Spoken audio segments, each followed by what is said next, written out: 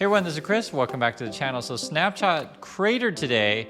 I think shares are down some like crazy number, like 30-40%. We'll take a look at that in a second here.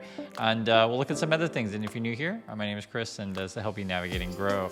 So take a look at this. This is the S&P. We're currently trading at, 3,900, down about 10% in the past year. Year to date, down 17%. Some people have called that the bottom is in. I'm not necessarily certain on that. I think it could be bumpy still, both up and down. I keep saying maybe S&P could go down 10% or up for 10%. It's going to be kind of like that. I just don't see any reason why we'd be going like crazy high, and I still feel like there's more chance of downside. But you never know in this market. It is really, really volatile. You can see here the NASDAQ is sort of like 12,000 seems like can it get there and hold it or not? And for the S&P, it's like, can it get to, say, 4,000, hold it or not? Regarding Snapchat, let's just check on this one real quick.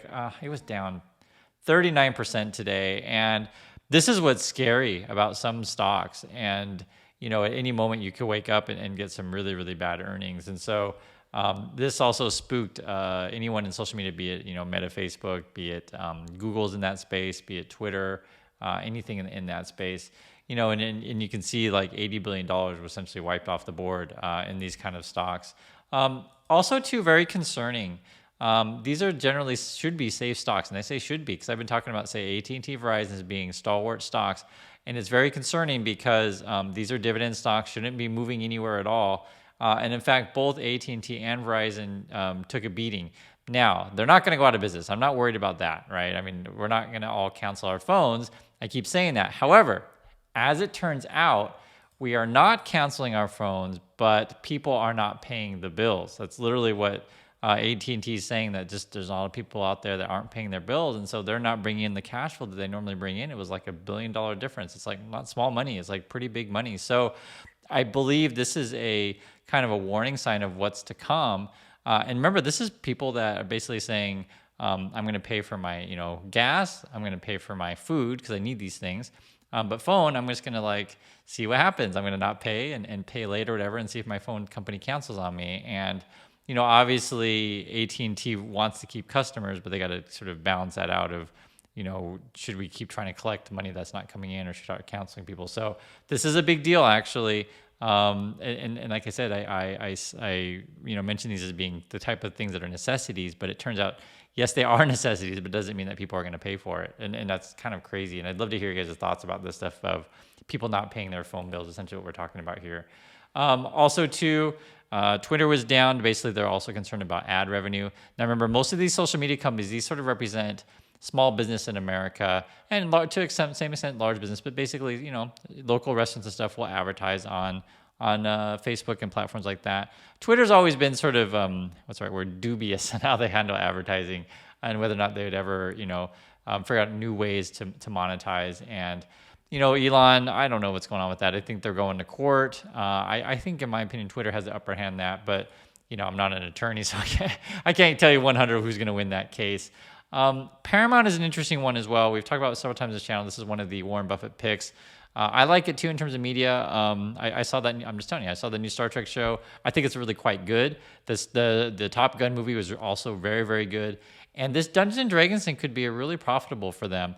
And I haven't seen the trailer because I actually don't watch trailers because even though I love movies, I want some surprises in my life. These days, trailers, they just show you too much of everything. So if you've seen the Dungeons and Dragons trailer, you can tell me if you liked it or not.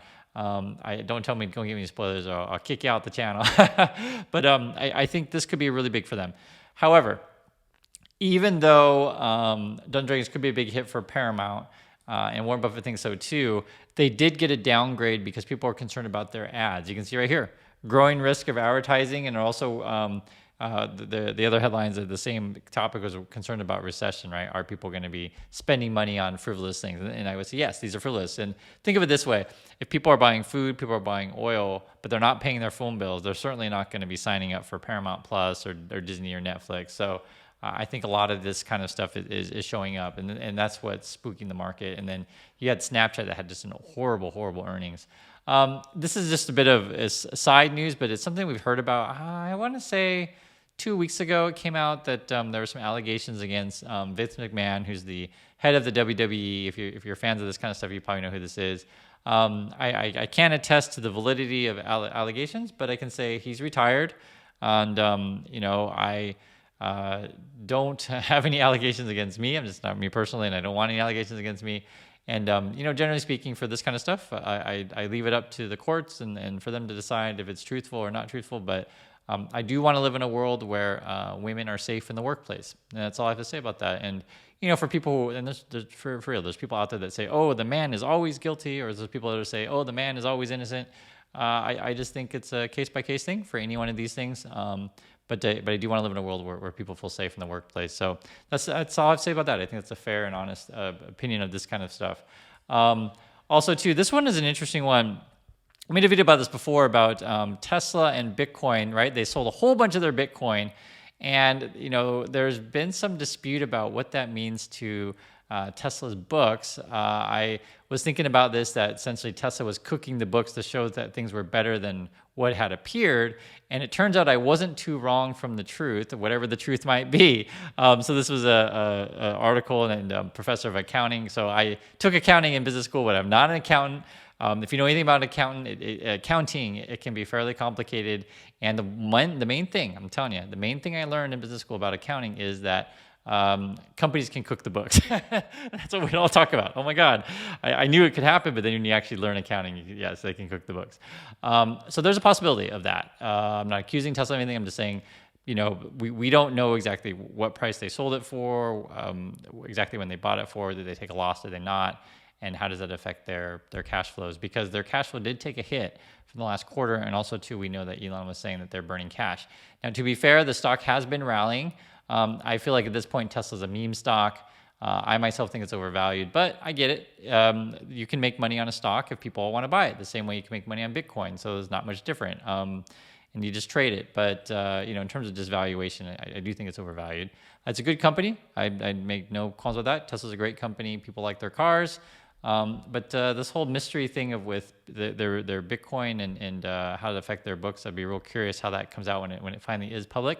And I'm sure the Tesla bulls will come up with some more excuse and they'll just call this FUD and move on. But I do like to read through this stuff and try to figure out what all this means. Also, too, things aren't so great when Google's even worried about what's going to happen with their stock, especially when we saw what happened with Snapchat. So if I did have to pick a company, though, out of all the companies in the market, I would say like a Microsoft and a Google are pretty safe. I would probably go with Microsoft over Google. However, in the terms of a long-term thing, I would not bet against Google. That's probably one of our stalwart companies. However, their stock is struggling, and we're going to see next week how they report earnings. If Google comes out and says, "Oh my God, we're just not making money and our revenue's down," the market's going to just really freak out. I don't think it's going to do a Snapchat kind of thing myself. I'm pretty sure Google's still making money. I'm not worried about them not making money, but the question is, how much money are they making? And one of the things I've told you guys about when we're talking about, stock PEs and be at reasonable levels, either one of two things have to happen.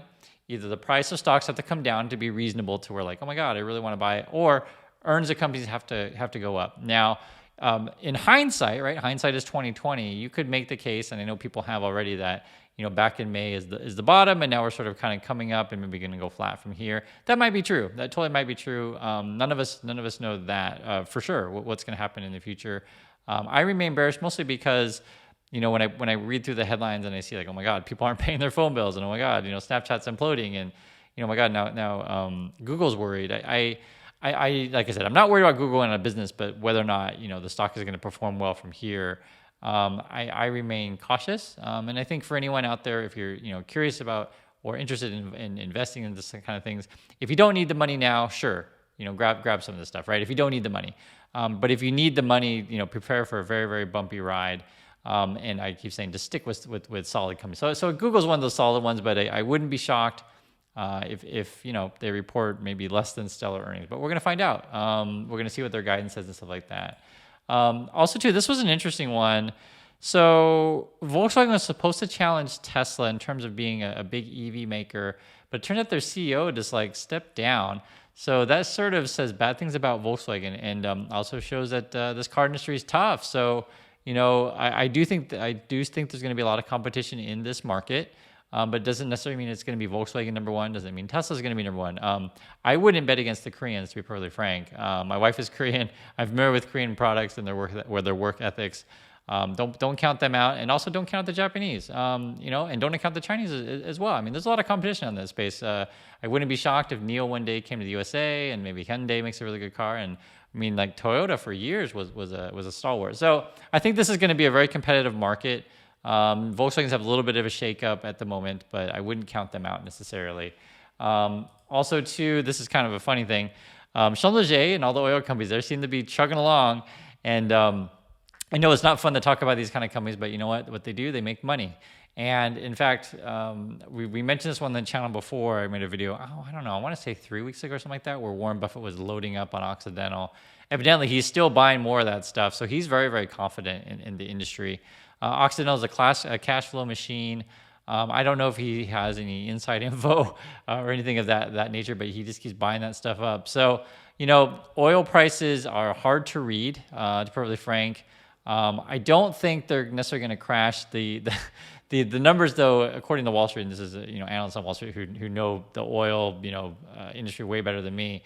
I think one estimate was like oil will go down like to $60 a barrel, and then the high estimate was like up to 300. I don't think it'll go that high, but you had like a massive range in what oil is. And if you know what oil is, I'd love to hear your opinion on that one. But evidently, though, Warren Buffett is betting heavy on Occidental. Other than that, I think the markets, I don't think we're heading to crash. When I look at the Shiller PE ratio, and I've showed you guys many on the channel, I think we're still trading around 29 or something like that. So I still think we're trading, too expensive, and I just don't see companies reporting, crazy great earnings that are going to bring valuations far enough to where I'm super excited. But like I said before, if you don't need the money, you can always just dollar cost average into these things if you like to. I myself am still kind of holding off and just watching the market and hanging out and save stuff. So everyone's got a different strategy, what they like to do. I also been telling people Series I bonds are really good as well. They pay 9.62% return, which is pretty good. And we talked about those first in May. And if you've been collecting those, that return, it's fine, especially in this down market. Also, too, I've been recommending you guys pay off your high interest credit cards. You do not want to be in high interest credit cards, and especially variable interest loans or credit cards, because interest rates are going to keep going up. Probably they're going to do 75 basis points. This next week, I think that's what it is. Yeah, we're July 22nd, so I think it's like 4 or 5 days from now. And some people have called that this was the top of inflation. That might be true. That totally might be true. But I just don't see stocks like rallying like crazy from here. So, that's sort of my opinion on this. This is what's going on in the markets. We're going to see what happens. I think next week will be a very big week. Same with like all these weeks seem like, what's the market doing? And it just feels like we're going up 5% one week, 5% down the next week, et cetera. But in terms of a rally, the market has definitely been rallying off basically thinking that the Federal Reserve is not going to raise too much. I think that's sort of what people are thinking. But at the moment, we're concerned about what's going on with Google and Facebook and how are their earnings going to be. If it's anything like Snapchat, we really could face a lot of downward pressure. So I'd love to hear your thoughts. Do you think Google and Meta Facebook are going to be like Snapchat, or do you think they're going to be in their own little land still making money? And the other question is, what do you think about people not paying their phone bills? What do you think that says about the economy? So do appreciate your time. Love to hear your opinion on these things, and I'll catch you in the next video.